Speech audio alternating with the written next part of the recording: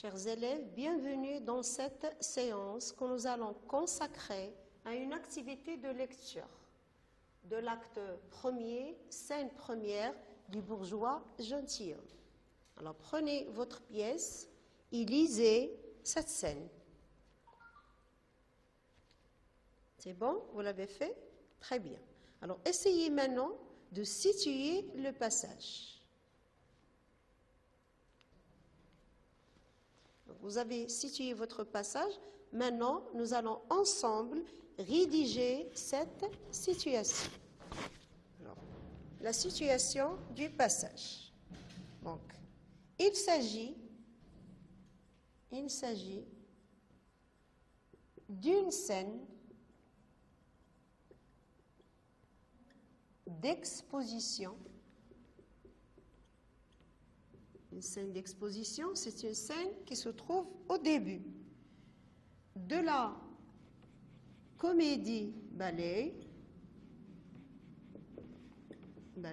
Donc, vous avez déjà vu la comédie-ballet quand vous avez préparé l'entrée dans l'œuvre de la comédie-ballet du bourgeois gentilhomme. Comédie-ballet, le bourgeois gentilhomme.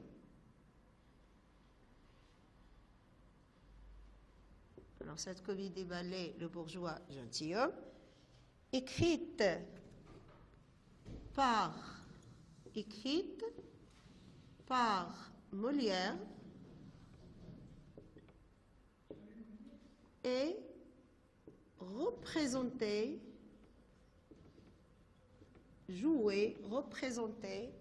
pour la première fois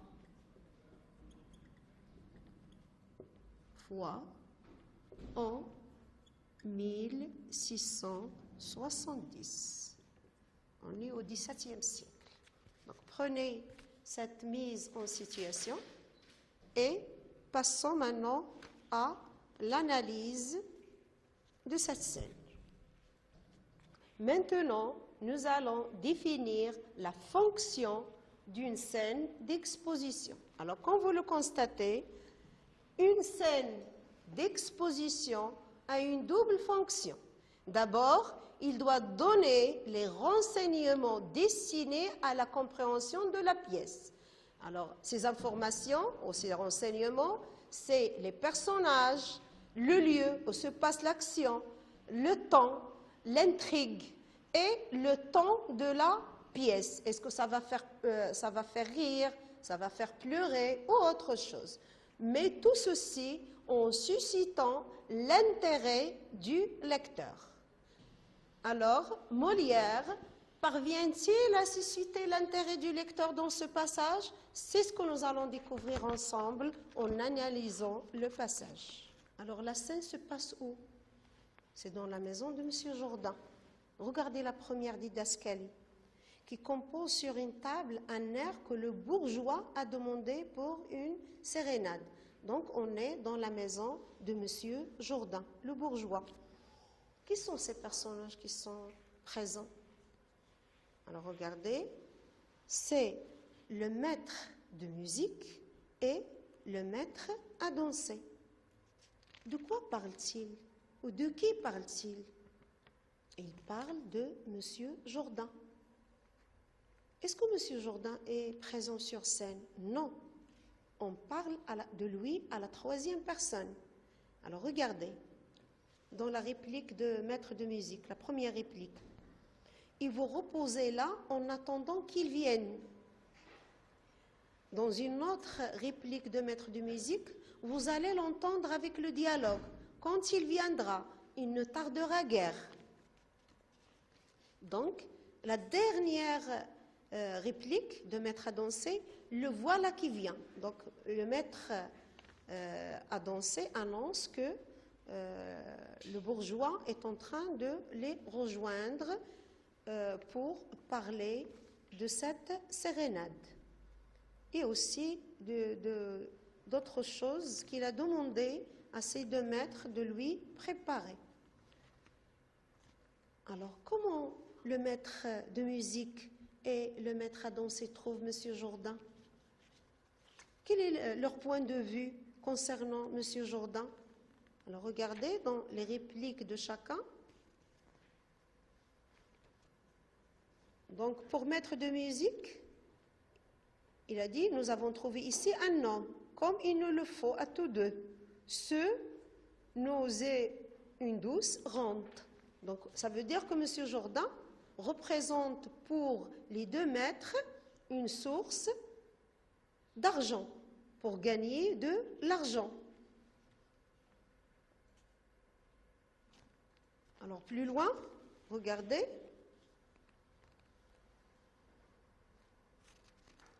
Qu'est-ce qu'il représente aussi pour le maître de musique? Il est vrai qu'il les connaît mal, mais il les paie bien. Et c'est de quoi maintenant nos arts ont plus besoin que de toute autre chose. Il connaît mal les arts, donc c'est quelqu'un qui n'a pas de goût. Alors cherchez aussi plus loin et vous allez constater qu'ils ont un point de vue négatif concernant M. Jourdain. Donc ce M. Jourdain, qui est personnage principal, et d'habitude, il est censé être présent. Donc regardez au tableau. Alors tout à l'heure, les deux personnages étaient en train de parler de M. Jourdain pendant son absence. Et c'est eux qui nous ont dressé son portrait. Qu'est-ce qu'ils font chez M. Jourdain? Pourquoi sont-ils là? Ils sont là, en fait, pour lui donner des leçons. Leçons de musique et leçons de danse. Parce que M. Jourdain veut ressembler à des nobles, à des gentilshommes. Donc, il doit apprendre la musique et la danse. Mais, comment sont-ils, ces deux maîtres?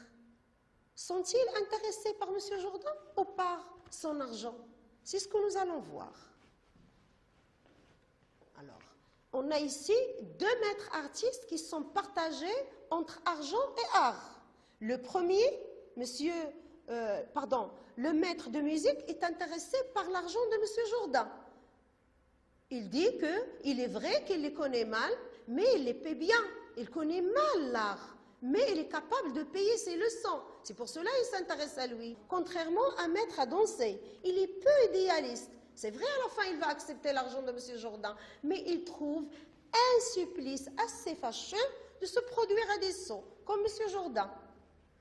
Lui, c'est quelqu'un qui fait son art pour être reconnu par son public. C'est pour cela qu'il est touché par la reconnaissance de son art et il dit dans ce sens, les applaudissements me touchent.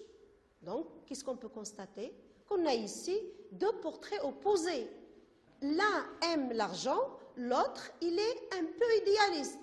C'est vrai, à la fin, il accepte l'argent, mais quand même, il reste idéaliste. Mais seul l'intérêt qu'il porte à M. Jourdain et à son argent qui va les rassembler.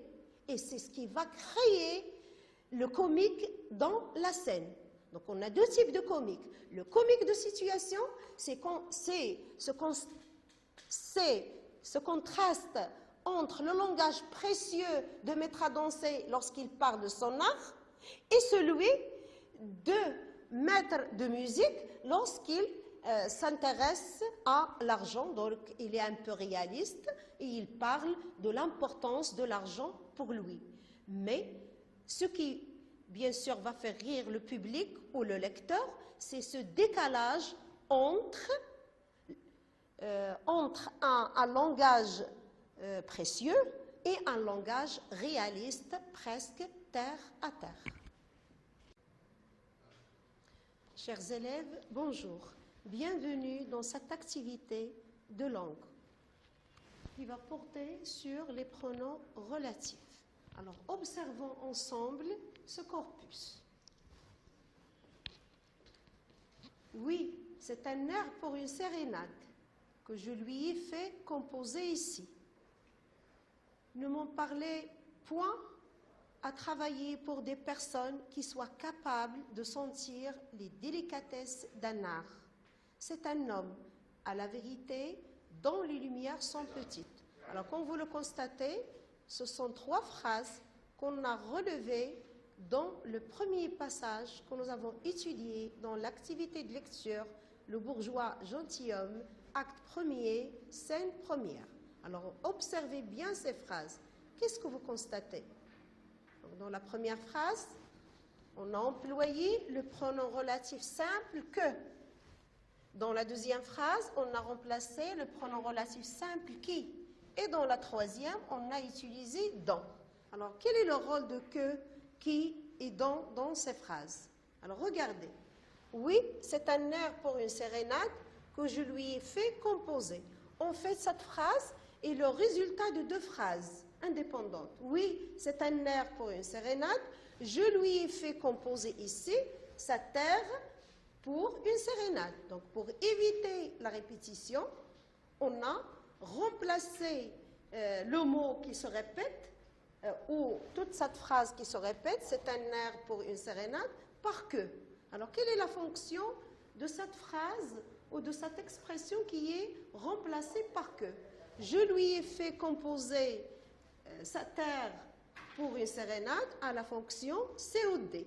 Donc, le que, c'est un pronom relatif qui remplace un complément d'objet direct. Donc, regardons maintenant la deuxième phrase. Qui? Ne m'en parlez point à travailler pour des personnes qui soient capables de sentir les délicatesses d'un art. En fait, cette deuxième phrase aussi, c'est le résultat de deux phrases. Alors, la première phrase, ne m'en parlez point à travailler pour des personnes. Ces personnes sont capables de se sentir, de sentir la délicatesse d'un art. Donc, pour ne pas répéter les personnes capables, voilà, on a remplacé par qui. Donc, les personnes qui sont capables de sentir la délicatesse d'art à la fonction sujet. Donc, le qui ici remplace un mot répété ayant la fonction sujet. Regardons maintenant la troisième phrase. C'est un homme, à la vérité, dont les lumières sont petites. Encore une fois, c'est le résultat de deux phrases. Donc, la première, c'est un homme. Les lumières, dans la deuxième phrase, les lumières de cet homme sont petites. Donc, pour ne pas répéter cet homme, on a les lumières de cet homme, on a remplacé par dans. Donc, le dans remplace un mot répété qui a la forme de plus non. Alors, ce de plus non, soit qu'il peut être un complément de nom ou d'adjectif, ou ça peut être aussi un complément d'objet indirect. Alors maintenant, passons à la définition d'un pronom relatif simple. C'est quoi un pronom relatif simple? En fait, c'est un mot outil qui sert soit à éviter la répétition, à relier deux propositions ou deux phrases et à donner plus de précision. Regardez cette phrase. Je fais les visites de lieux habituels que les touristes aiment. On pourrait s'arrêter sur « je fais les visites de lieux habituels ». Mais nous, on voulait préciser plus de quel lieu s'agit-il. Il s'agit de ces lieux que les touristes aiment. Donc, le pronom relatif donne plus de précision à ce que nous voulons préciser. Donc, prenons la définition ensemble.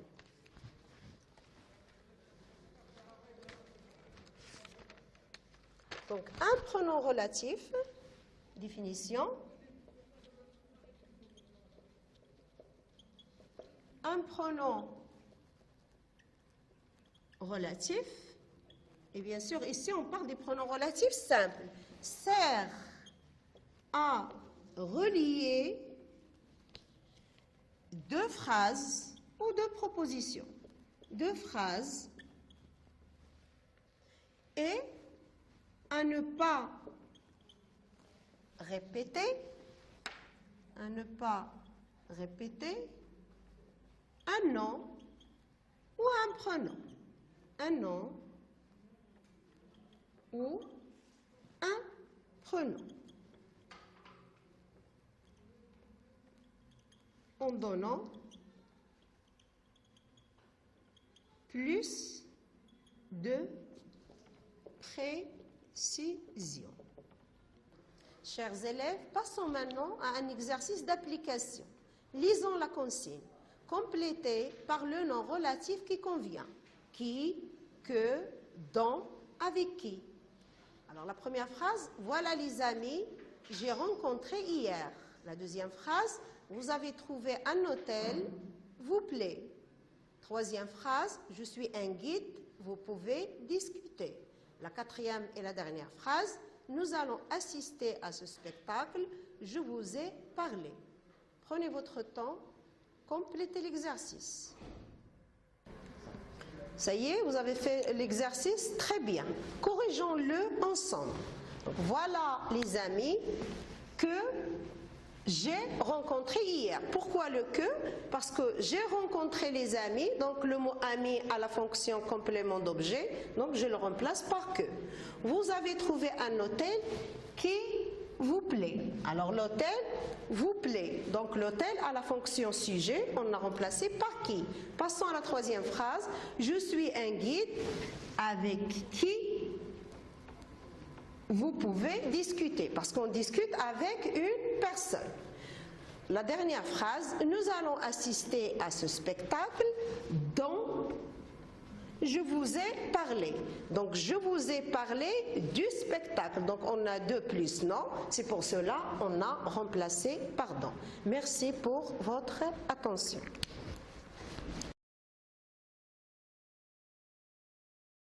Niveau tronc commun. Module 4. Étudier une comédie classique. Support, le bourgeois gentilhomme. Acte 3, scène 4. Bonjour mes élèves. Aujourd'hui, on va voir l'acte 3, scène 4 de la pièce de théâtre Le bourgeois gentilhomme. Nos objectifs sont identifier les relations entre les personnages et leurs caractères, repérer les procédés du registre comique dans l'extrait. D'abord, il faut se rappeler de ce qu'on a déjà vu dans les séances dernières. Quel est le genre littéraire du bourgeois gentilhomme? Exactement, c'est une pièce de théâtre.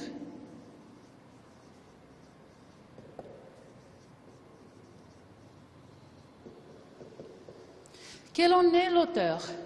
Effectivement, c'est Molière.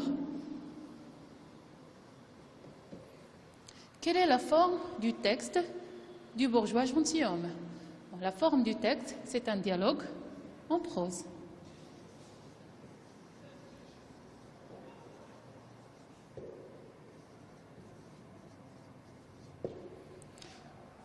Et dernièrement, de combien d'actes se compose la pièce?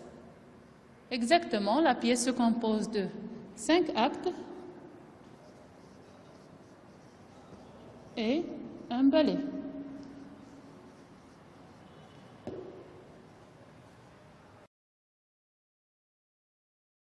Maintenant, on passe à la situation du passage.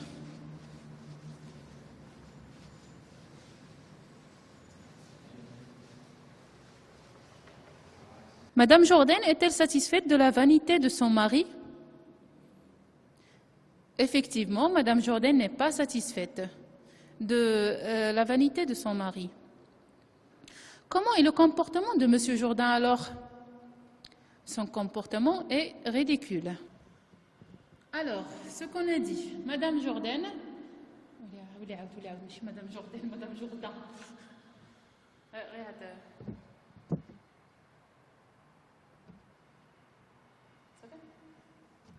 alors, ce qu'on a dit, Madame Jourdain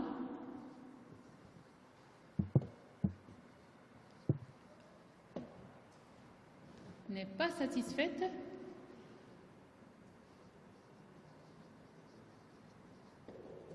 du comportement de son mari.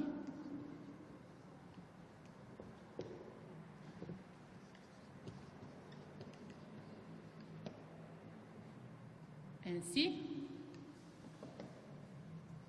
elle critique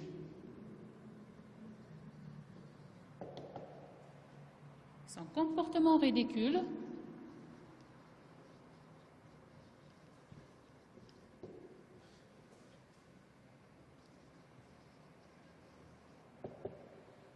qui provoque des moqueries,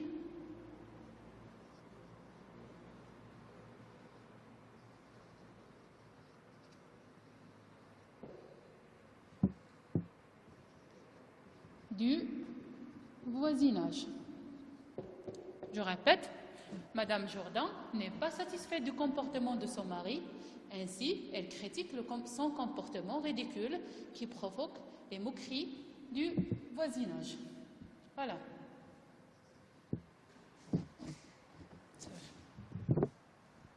Derrière moi, l'intitulé ou bien le cadre général de cette activité. Alors, cette leçon, bien ce cours est destiné à nos chers élèves du tronc commun, toute option confondue. Bien évidemment, lettres, sciences expérimentales et biof également. Le module, c'est le 4e module, c'est votre 4e et dernier module, le bourgeois gentilhomme, comédie ballet et Jean-Baptiste Poquelin, Molière, 1670, ça veut dire le 17e siècle. L'activité, c'est une activité de langue, de grammaire, et qui dit grammaire, règle, exception, un petit peu problème pour certains élèves. L'objectif, ou bien notre tâche, qu'est-ce qu'on doit réaliser vers la fin de cette activité, ou bien qu'est-ce que vous devez retenir, ce sont les figures de style d'analogie. Ainsi, deuxième objectif, identifier le sens implicite. Je ne vais pas parler des figures de style, je crois...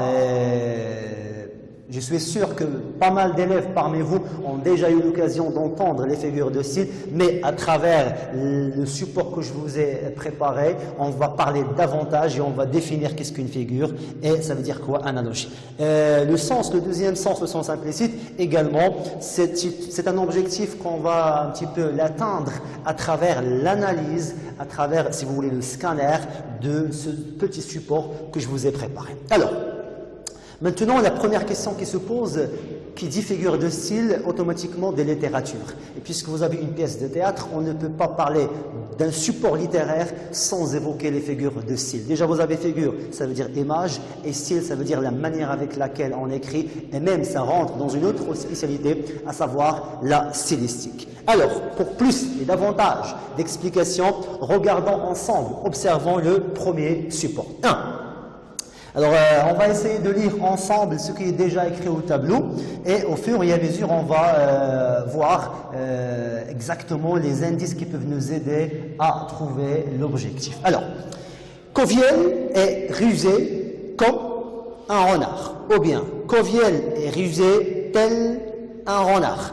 Coviel est rusé, pareil à, identique à, semblable à.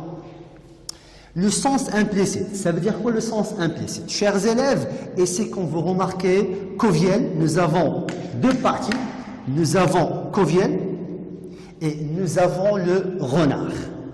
Et si je vous pose la question suivante, Coviel, vous savez très bien que c'est un personnage de la pièce ou bien de la comédie ballet Le Bourgeois Gentilhomme, et c'est le valet de Cléante qui est l'amoureux de Lucile. Mais Coviel, en tant qu'être humain, qu'une personne, quelle est sa relation avec le renard qui est un animal? Alors, si vous remarquez très bien et vous lisez, le point commun entre ces deux, disons deux objets, Coviel et renard, et si vous avez l'adjectif rusé. Et là, vous posez peut-être la question, ça veut dire quoi? Rusé, ça vient du mot la ruse. Hein? Donc, la ruse, c'est une intelligence excessive, c'est le fait d'être malin. Donc, le renard, il est rusé, c'est-à-dire, il arrive à ses buts d'une manière indirecte et ingénieuse. Alors, cette première phrase, quand on parle de figure de style, d'analogie, ça rentre dans le cadre de ce qu'on appelle une comparaison. Et vous avez un indice clair que vous avez tous, le moyen de comparaison le plus célèbre, c'est quand. Donc, nous avons comparé Coviel à un renard. Ça veut dire pas que Coviel est un renard, mais que le renard et Coviel ont des points communs, à savoir la ruse, l'intelligence et la malice. Le sens implicite, ça veut dire quoi le sens implicite? C'est-à-dire, qu'est-ce que nous voulons véhiculer comme message à travers cette première phrase? La réponse est très simple. Coviel est rusé comme un renard, c'est-à-dire, on va mentionner ensemble le sens implicite. Ça veut dire quoi implicite? Ça veut dire le sens caché. Donc le sens caché, c'est-à-dire que Coviel,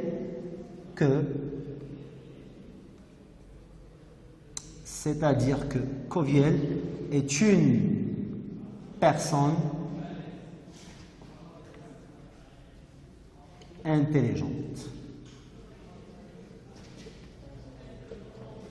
ingénieuse. Ça veut dire un génie. C'est bon? Donc c'est ça le sens implicite. Et quand on parle de littérature, généralement, chers élèves, ce qui pose problème pour pas mal d'élèves, c'est que des fois on comprend la phrase, mais le sens implicite n'est pas donné à tout le monde. Et ce qui pose problème, ce sont les figures de style. Et le premier type de figure de style, le plus facile, c'est les figures d'analogie. Alors, deuxième phrase, Nicole est une machine. Ah là, on se pose la question ici, mais monsieur, Nicole est machine? On se pose la question, que veut dire Nicole et machine? Rassurez-vous, chers élèves, dans ce cas-là, il s'agit d'un sens implicite, caché, connoté. Nous voulons dire tout simplement comme sens implicite que Nicole, c'est-à-dire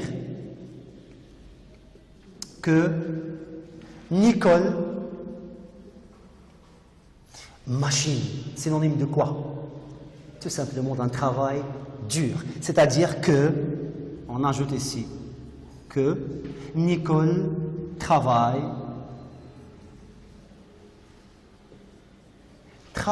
durement, ou bien travaille durement, ça veut dire d'une manière dure. On peut même dire qu'elle est, disons, résistante, hein, parce que la machine résiste aux effets de temps. La dernière phrase, la maison dormait encore. Regardez avec moi s'il vous plaît, la maison dormait encore. Si je vous pose la question, quels sont les mots qui posent un petit peu problème? Certainement, et sans trop réfléchir, vous allez me dire, monsieur, qu'est-ce qu'il fait la maison à côté du verbe dormir? Et la maison ne peut pas dormir. Donc, qui peut dormir? Bien, le sommeil, c'est l'être humain. Dans ce cas-là, on parle d'un troisième type de figure de style. Mais avant de vous donner le nom de la figure de style, bien de dévoiler le nom de la figure de style, on doit quand même répondre à cette question qui est le sens implicite. Tout simplement, la maison dormait encore, c'est-à-dire les habitants qui sont à l'intérieur de la maison, ce sont eux qui dorment encore. Alors, on écrit le... Voilà, c'est-à-dire que soit les membres de la famille, hein, la maison dormait encore, ça veut dire les membres de cette famille dormaient encore, soit les habitants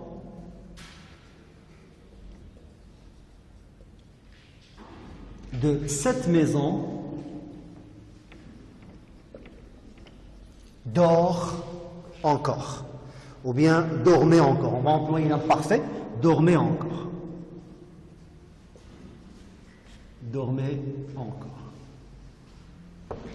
Et voilà, donc maintenant, après avoir répondre à la première question, nous devons quand même donner le nom de chaque figure de style. Alors, première figure de style, vous savez tous, c'est une comparaison, parce que nous avons un comparé, un comparant, sans oublier l'outil de comparaison. Dans ce cas-là, on parle de la comparaison. Donc, c'est une comparaison. C'est le premier type des figures de style d'analogie. Deuxième phrase, Nicole est une machine. Si nous comparons un petit peu la première de la deuxième phrase, regardez, vous avez ici l'auxiliaire être, également l'auxiliaire être, l'absence de quoi? L'absence d'un outil de comparaison. Et dans ce cas-là, si vous avez une comparaison indirecte, ou bien une phrase qui ne contient pas un moyen de comparaison, sans doute et sans trop réfléchir, chers élèves, il faut être sûr et certain et répondez avec la métaphore. Donc ici, nous avons la métaphore. Donc premier type, c'est la comparaison. Deuxième type, c'est la métaphore. Et le troisième type, la maison dormait encore. Donc qu'est-ce que nous avons fait? Nous avons emprunté, nous avons donné, si vous voulez, une caractéristique qui est le sommeil. Ça veut dire quoi le sommeil? Ça vient du verbe dormir. Hein? Le sommeil, c'est une qualité humaine que nous avons donné à un objet qui est la maison. Et dans ce cas-là, qu'est-ce qu'on a fait? On a fait ce qu'on appelle la personnification. Donc c'est le troisième type de figure d'analogie, la personnification. Et voilà, chers élèves, tout simplement, et grosso modo, sans trop parler, reconnaître les figures de style d'analogie. Si je vous pose la question suivante maintenant, vous allez lever la main en toute confiance, messieurs, c'est la comparaison, la métaphore, la personnification. Est-ce qu'il y en a d'autres figures d'analogie? La réponse est oui. On va la noter par la suite dans une petite synthèse, c'est ce qu'on appelle l'allégorie.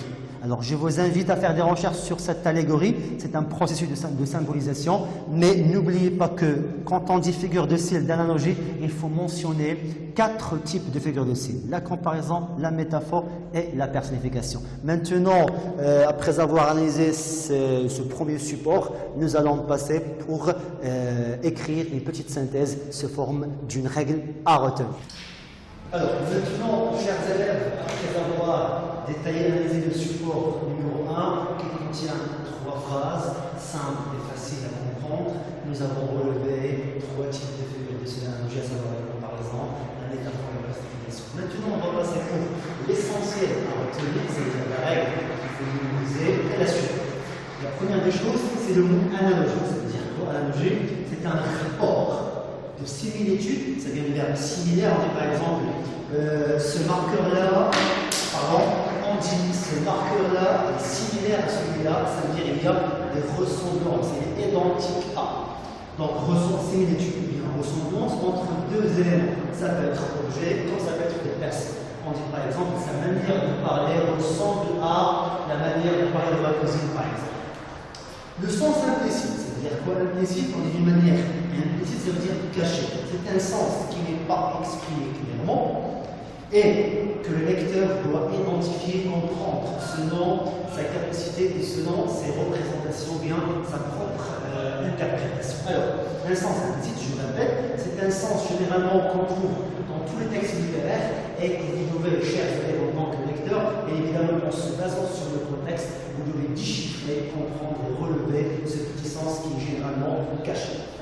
Qu'est-ce qu'une figure de style? C'est un procédé. Qu'est-ce qu'un procédé? C'est un moyen. C'est-à-dire quoi un moyen? C'est-à-dire un outil stylistique. C'est une, si vous voulez, une discipline. C'est une science qui s'intéresse un petit peu à la beauté d'un texte. Style, chacun de nous a un style d'habillement, un style de pensée et un style d'écriture qui nous aide à rendre ce que l'on veut dire plus explicite. Alors, par exemple, si je vous dis que j'aime ma mère, le message est clair, c'est pour tout le monde. Mais si je dis par exemple ma mère, si vous voulez, est la lune de ma vie.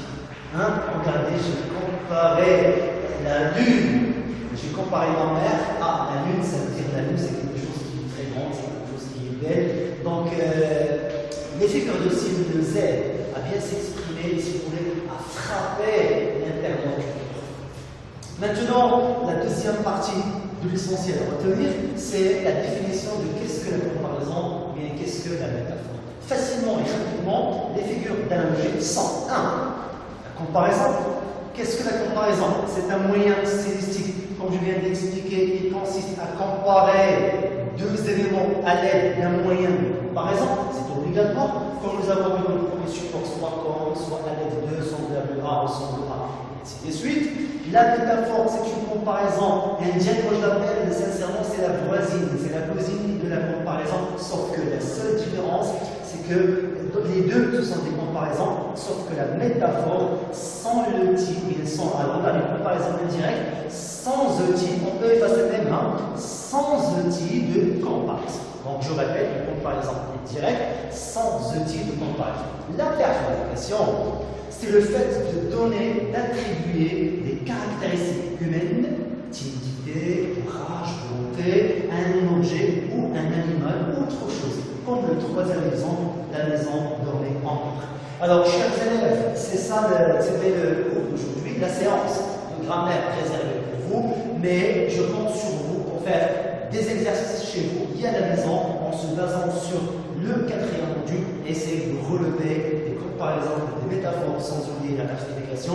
Mais, une remarque à ne pas oublier, attention, quand on parle de figures de style d'analogie, il n'y a pas que 3, j'insiste, et une autre type de figure de style, à vous de faire la recherche, appelée l'allégorie. Donc, j'espère que cette leçon va vous donner un plus va enrichir un petit peu votre bagage grammatical. Et je répète, c'est le premier type de figure de style le plus facile. Il y en a d'autres et on va les découvrir à travers d'autres vidéos. Merci infiniment pour votre écoute, pour votre attention. Et je vous donne rendez-vous pour une autre vidéo, Inch'Allah, si Dieu le veut. N'oubliez pas, je vous aime, bon courage et bonne chance.